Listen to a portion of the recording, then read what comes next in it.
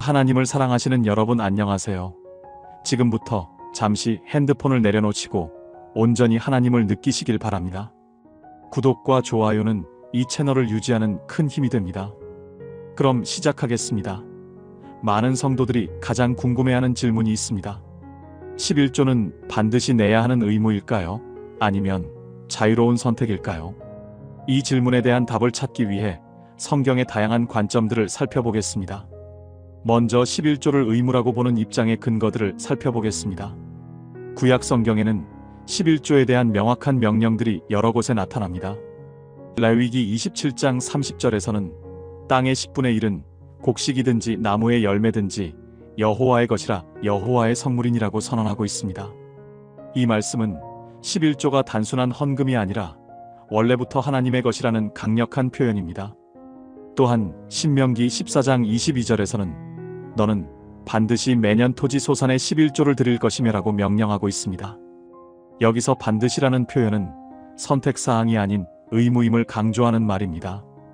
이스라엘 백성들에게 11조는 협상 가능한 것이 아니라 반드시 지켜야 할 명령이었습니다. 가장 강력한 표현은 말라기 3장 8절에서 찾아볼 수 있습니다. 이 사람이 어찌 하나님의 것을 도둑질하겠느냐. 그러나 너희는 나의 것을 도둑질하고도 말하기를 우리가 어떻게 주의 것을 도둑질하였나이까 하는도다. 이는 11조와 봉헌물이니라고 기록되어 있습니다. 여기서는 11조를 드리지 않는 것을 하나님의 것을 도둑질하는 행위라고 규정하고 있습니다. 놀랍게도 예수님께서도 11조를 완전히 부정하지 않으셨습니다. 마태복음 23장 23절에서 화 있을진저 외식하는 서기관들과 바리새인들이여 너희가 박하와 회향과 근체의 11조는 들이되 율법이 더 중한 바 정의와 긍휼과 믿음은 버렸도다. 그러므로 이것도 행하고 저것도 버리지 말아야 할지니라고 말씀하셨습니다. 예수님은 11조 자체를 잘못된 것이라고 하지 않으시고 오히려 더 중요한 것들과 함께 행해야 한다고 가르치셨습니다. 하지만 11조를 자유로운 선택이라고 보는 입장의 근거들도 만만치 않습니다. 신약 성경은 율법의 완성과 은혜에 대해 분명하게 가르치고 있습니다. 로마서 10장 4절에서는 그리스도는 율법의 마침이 되사 믿는 자마다 의에 이르게 하려 하심이니라고 선언합니다. 이 말씀은 그리스도를 믿는 자들이 더 이상 율법의 요구 조건들에 매이지 않는다는 뜻입니다. 갈라디아서 3장 25절에서도 믿음이 온 후로는 우리가 초등교사 아래에 있지 아니하도다라고 기록되어 있습니다. 여기서 초등교사는 율법을 가리키는 말로 그리스도를 믿는 자들은 더 이상 율법의 감독 아래 있지 않다는 의미입니다. 특히 바울 사도는 자발적 헌금에 대해 명확하게 가르쳤습니다. 고린도후서 9장 7절에서 각각 그 마음에 정한 대로 할 것이요 억지로나 마지못해 하지 말지니 하나님은 즐겨내는 자를 사랑하시느니라고 말씀합니다. 이 구절은 헌금이 강제나 의무가 아니라 각자의 마음에서 우러나오는 자발적인 행위여야 함을 강조합니다. 또한 고린도전서 16장 2절에서는 각각 그 수입대로 저축하여 두어서라고 기록되어 있습니다. 여기서는 획일적인 10%가 아니라 각자의 수입 상황에 따라 헌금하라고 가르치고 있습니다. 그렇다면 이 두 관점을 어떻게 조화시킬 수 있을까요? 성경 전체를 종합해보면 정확한 비율보다는 마음과 동기를 더 중요하게 보고 있음을 알 수 있습니다. 11조는 좋은 기준이 될 수 있지만 율법적 강요는 복음 정신에 어긋납니다. 중요한 것은 하나님과 이웃을 사랑하는 마음으로 정직하게 헌금하는 것입니다. 각자의 신앙 성숙도와 경제 상황, 그리고 교회에 대한 신뢰를 종합적으로 고려해서 하나님과의 개인적 관계 안에서 결정하는 것이 가장 성경적인 접근이라고 할 수 있습니다. 구약과 신약 시대의 11조 제도를 비교해보면 많은 차이점을 발견할 수 있습니다. 이러한 차이점들을 이해하는 것은 현대의 11조를 올바르게 적용하는 데 매우 중요합니다. 먼저 구약 시대의 11조 시스템을 자세히 살펴보겠습니다. 많은 사람들이 구약에 11조가 하나만 있었다고 생각하지만 실제로는 세 가지 종류의 11조가 있었습니다. 첫 번째는 레위 11조입니다. 민수기 18장 21절부터 24절에 기록된 이 11조는 레위족의 생계를 위한 것이었습니다. 레위족은 땅을 분배받지 못했기 때문에 다른 지파들이 드리는 11조로 생활해야 했습니다. 두 번째는 절기 11조입니다. 신명기 14장 22절부터 27절에 나오는 21조는 매년 절기 때 예루살렘에 올라가서 하나님 앞에서 먹고 즐기기 위한 용도였습니다. 이는 하나님께 대한 감사와 기쁨을 표현하는 방식이었습니다. 세 번째는 가난한 자를 위한 11조입니다. 신명기 14장 28절부터 29절에 기록된 21조는 3년마다 드리는 것으로 레위인과 객과 고아와 과부 등 소외된 자들을 돌보기 위한 것이었습니다. 이는 사회적 약자를 보호하는 하나님의 마음을 보여주는 제도였습니다. 이 세 가지 11조를 모두 계산해보면 놀라운 사실을 발견하게 됩니다. 연간 부담률이 10%가 아니라 23% 이상이 됩니다. 첫 번째와 두 번째 11조는 매년 드려야 했고, 세 번째 11조는 3년마다 드렸기 때문에 평균적으로 연간 3.3% 정도가 추가되는 것입니다. 여기에 초실절과 맥추절, 수장절 등의 절기 헌물들까지 포함하면 실제 부담은 더욱 커집니다. 하지만 이 모든 것에는 완화장치가 있었습니다. 7년마다 오는 안식년에는 땅을 묵혀두기 때문에 11조가 면제되었습니다. 또한 50년마다 오는 희년에도 마찬가지였습니다. 무엇보다 중요한 것은 이 제도가 이스라엘 백성들만을 위한 특별한 신정국가 체제였다는 점입니다. 신약 시대로 넘어오면 상황이 완전히 달라집니다. 예수님의 가르침을 살펴보면 11조에 대한 접근 방식이 근본적으로 변화했음을 알 수 있습니다. 누가복음 21장 1절부터 4절에 나오는 과부의 두 렙돈 이야기가 대표적입니다. 예수님은 많은 돈을 넣는 부자들보다 두 렙돈을 넣은 과부를 더 칭찬하셨습니다. 여기서 중요한 것은 액수나 비율이 아니라 마음이었습니다. 마태복음 6장 3절부터 4절에서 예수님은 내 왼손이 하는 것을 오른손이 모르게 하여 은밀한 중에 구제하라고 가르치셨습니다.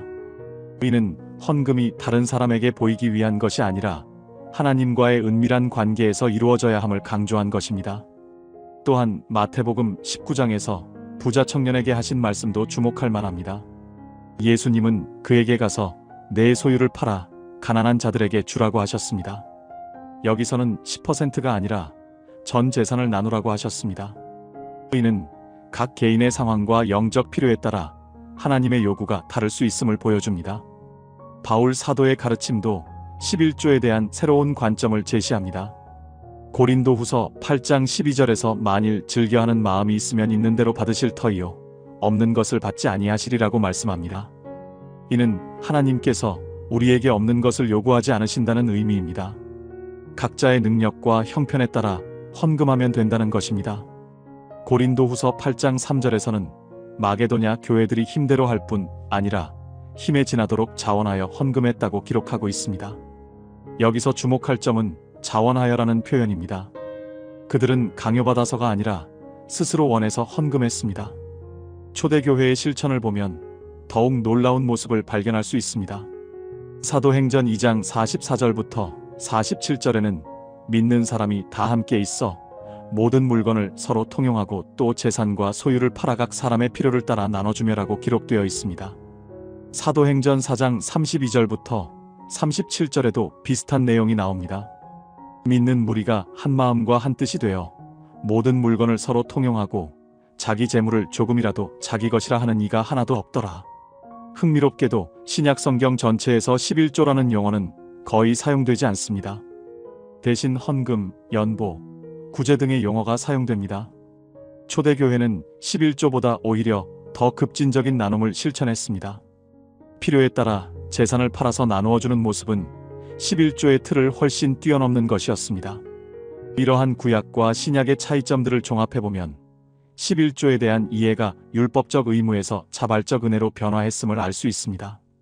구약에서는 정해진 비율과 용도가 있었다면 신약에서는 각자의 마음과 형편에 따른 자유로운 헌금이 강조되었습니다. 이러한 구약과 신약의 차이점들을 종합해보면 11조에 대한 이해가 율법적 의무에서 자발적 은혜로 변화했음을 알 수 있습니다. 그렇다면 이러한 변화 속에서 11조의 본질적 의미는 무엇일까요? 형식과 방법은 달라졌지만 11조가 담고 있는 깊은 신학적 의미들은 오늘날에도 여전히 중요합니다. 11조의 가장 근본적인 의미는 하나님의 절대적 소유권을 인정하는 것입니다. 우리가 가진 모든 것이 하나님께 속해 있음을 고백하는 행위입니다. 시편 24편 1절에서 땅과 거기에 충만한 것과 세계와 그 가운데에 사는 자들은 다 여호와의 것이로다라고 선언하고 있습니다. 이런 관점에서 보면 우리는 소유자가 아니라 청지기일 뿐입니다. 하나님께서 우리에게 맡겨주신 것들을 관리하는 책임이 있습니다. 11조는 이러한 청지기 의식을 실천하는 구체적인 방법입니다. 우리가 받은 수입의 일부를 하나님께 드림으로써 나머지도 모두 하나님의 것임을 인정하는 것입니다. 잠언 3장 9절에서 내 재물과 내 소산물의 처음 익은 열매로 여호와를 공경하라고 말씀하신 것처럼 가장 좋은 것을 먼저 드리는 첫 열매의 원리가 여기에 담겨 있습니다. 11조는 또한 하나님께 대한 신뢰와 의존을 표현하는 믿음의 행위입니다. 수입의 10%를 떼어내어 드린다는 것은 쉬운 일이 아닙니다. 특히 경제적으로 여유롭지 않은 상황에서는 더욱 그렇습니다. 하지만 그럼에도 불구하고 11조를 드린다는 것은 하나님께서 나머지 90%로도 충분히 공급해 주실 것이라는 믿음의 표현입니다.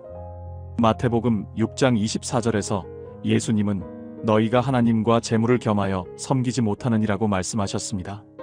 11조는 하나님을 재물보다 우선시한다는 선택의 표현입니다. 물질에 대한 집착과 탐욕에서 벗어나 하나님을 의존하는 믿음을 실천하는 것입니다. 더 나아가 11조는 우리의 영적 성장을 돕는 중요한 도구입니다. 정기적으로 11조를 드리는 것은 탐욕과 물질주의로부터 자유로워지는 훈련이 됩니다. 돈에 대한 집착이 줄어들고 하나님께 대한 의존심이 깊어집니다. 또한 나눔과 베품의 품성을 기르는 실천적 방법이기도 합니다. 데살로니가전서 5장 18절에서 범사에 감사하라고 말씀하신 것처럼 11조는 받은 은혜에 대한 구체적인 감사 표현의 방법입니다. 하나님께서 주신 건강, 능력, 기회, 수입에 대해 감사하는 마음을 행동으로 보여주는 것입니다. 11조는 개인적 의미뿐만 아니라 공동체적 의미도 가지고 있습니다. 교회 공동체를 통해 복음이 전파되고 성도들이 양육받을 수 있도록 지원하는 역할을 합니다. 또한 가난하고 소외된 이웃들을 돌보는 구제 사역에도 사용됩니다. 갈라디아서 2장 10절에서 바울이 다만 우리가 가난한 자들을 기억하도록 부탁하였으니 이것은 나도 본래부터 힘써 행하여 왔던 바이니라고 말한 것처럼 사회적 책임을 실천하는 방법이기도 합니다. 결국 11조는 단순한 의무나 형식이 아니라 하나님과의 관계를 깊게 하고 믿음을 성장시키며 공동체를 세워가는 종합적인 신앙 행위입니다. 결국 11조는 단순한 의무나 형식이 아니라 하나님과의 관계를 깊게 하고 믿음을 성장시키며 공동체를 세워가는 종합적인 신앙 행위입니다.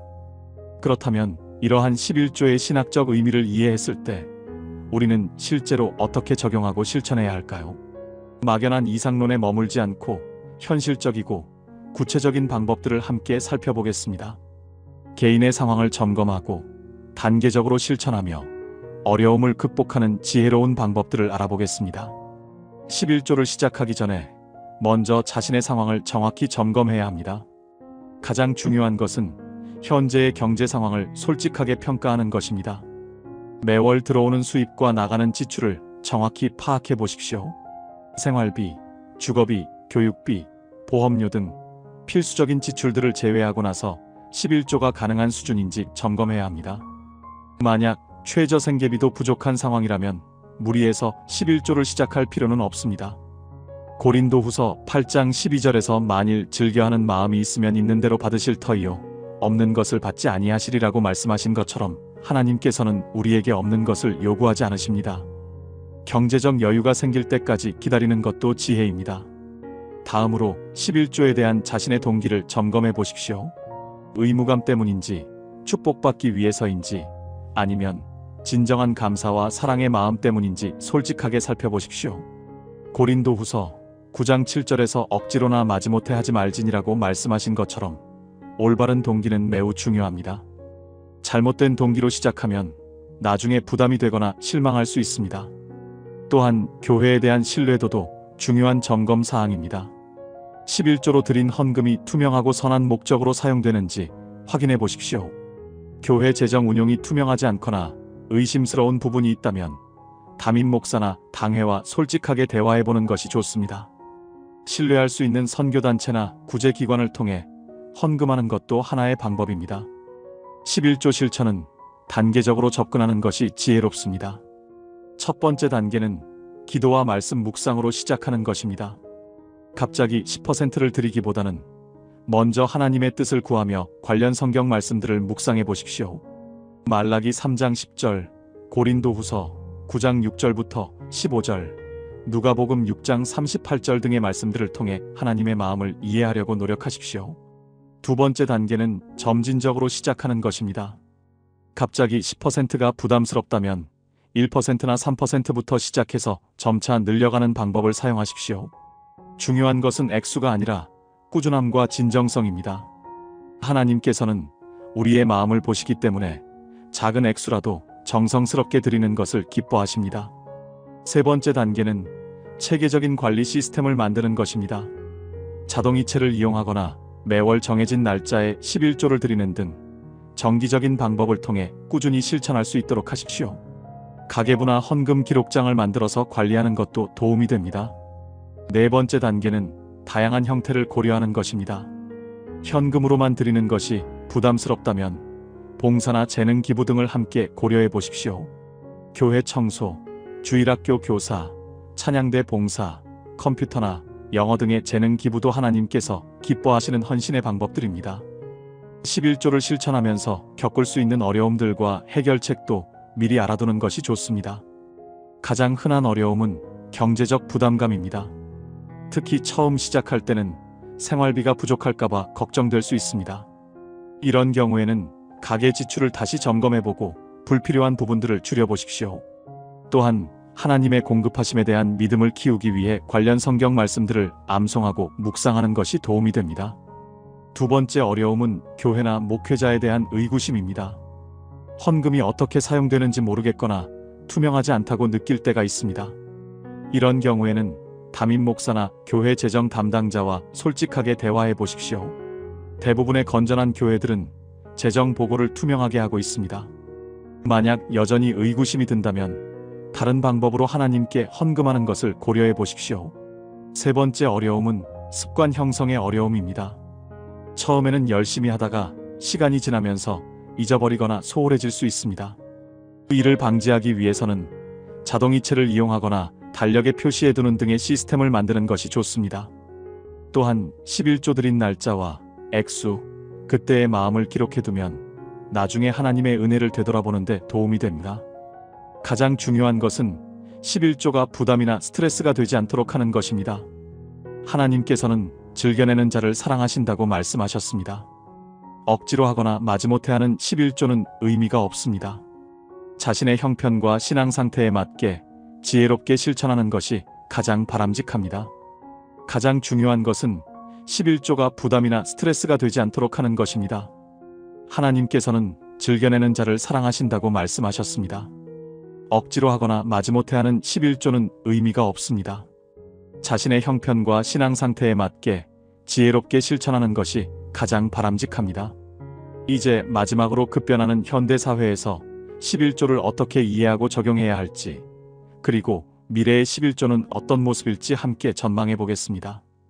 전통적인 11조 개념을 현대적으로 재해석하고 균형 잡힌 관점을 통해 건전한 11조 문화를 만들어가는 방법들을 살펴보겠습니다.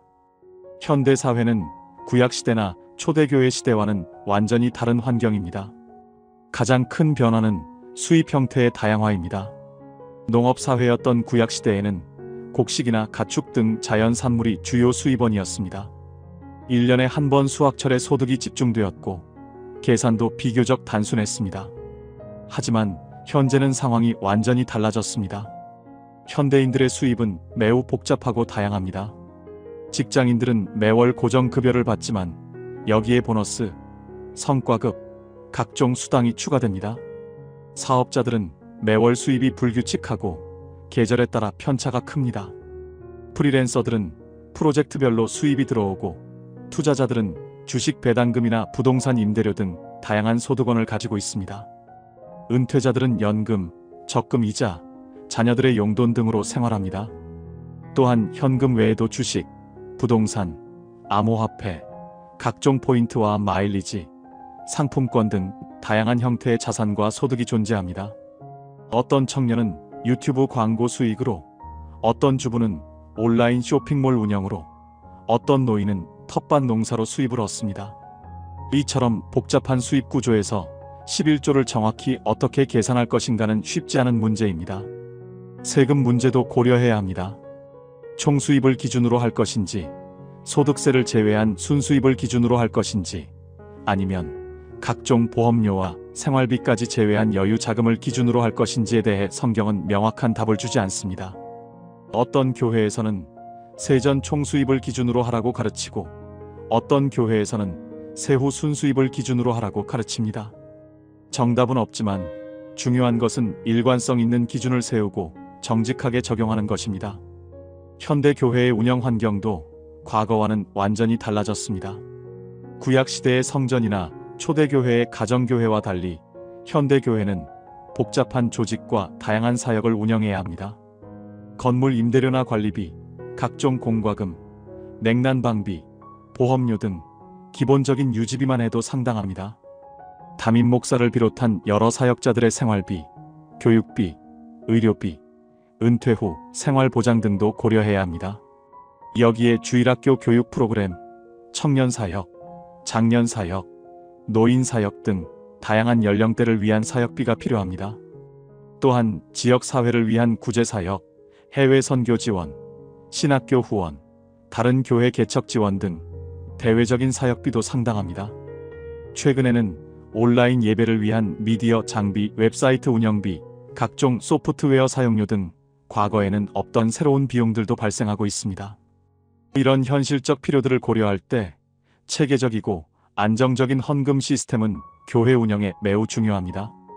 하지만 동시에 과도한 재정 압박이나 물질 만능주의에 빠지지 않도록 주의해야 합니다. 교회가 돈 때문에 본래의 사명을 잃어버리거나 성도들에게 경제적 부담만 주는 곳이 되어서는 안 됩니다. 현대사회의 또 다른 특징은 개인주의 문화의 확산입니다. 과거 농경사회에서는 공동체가 생존의 필수 조건이었습니다. 마을 전체가 함께 농사짓고 함께 수확하며 어려운 일이 있으면 서로 도왔습니다. 교회도 삶의 중심이었고 모든 사회 활동이 교회를 중심으로 이루어졌습니다. 하지만 현재는 개인의 독립성과 자율성이 강조되는 문화입니다. 많은 현대인들이 교회를 여러 활동 중 하나로 여기며 의무감보다는 개인적 만족과 유익을 추구합니다. 11조에 대해서도 왜 내가 낸 돈이 어떻게 사용되는지 모르는 채로 의무적으로 내야 하는가라는 의문을 제기합니다. 이런 문화적 변화를 이해하고 11조의 의미를 새롭게 설명하며 동기를 부여하는 것이 필요합니다. 이러한 현대적 환경을 고려할 때 균형 잡힌 11조 이해가 무엇보다 중요합니다. 첫째, 11조를 율법적 의무가 아닌 은혜에 대한 응답으로 이해해야 합니다. 구약의 율법 체계에서 벗어나 신약의 은혜 원리에 따라 자발적이고 기쁜 마음으로 드리는 것이 바람직합니다.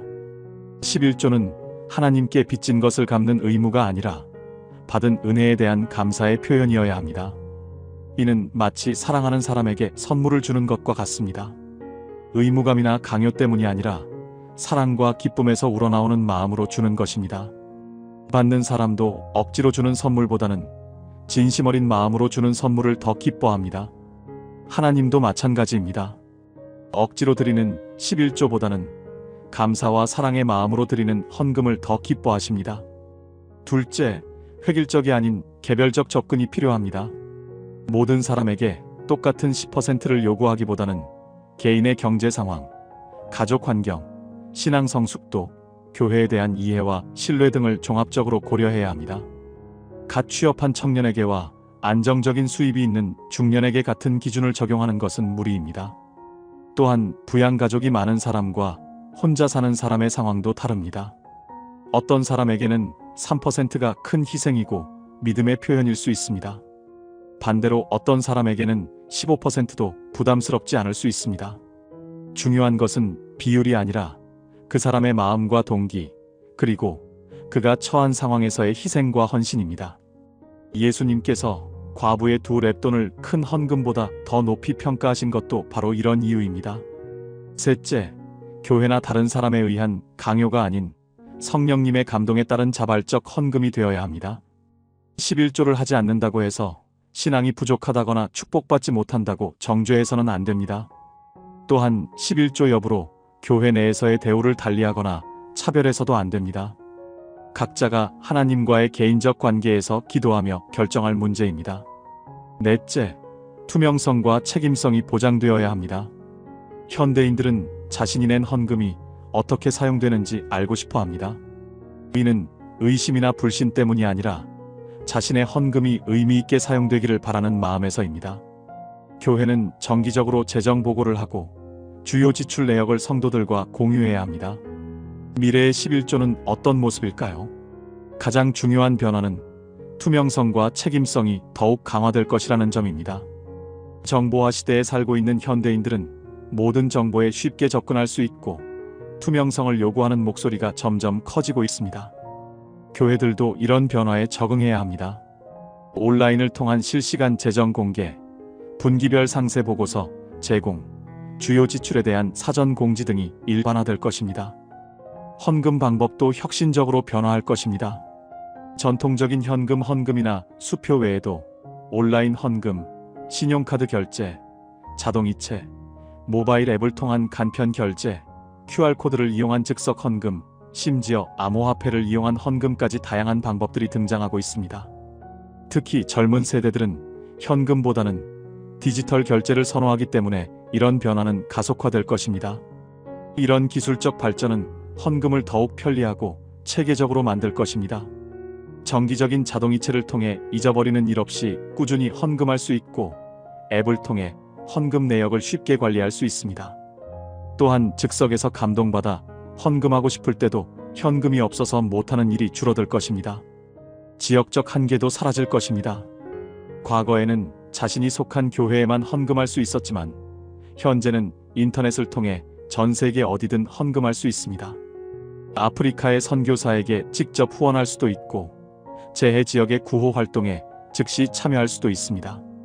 이는 11조가 지역 교회를 넘어 세계적인 하나님 나라 확장에 직접 사용될 기회를 크게 늘릴 것입니다. 11조의 형태도 더욱 다양해질 것입니다. 헌금 외에도 재능 기부, 시간 봉사, 전문 기술 제공, 온라인 컨텐츠 제작, 교육 서비스 제공 등 각자의 은사와 능력에 따른 다양한 헌신의 방법들이 인정받을 것입니다.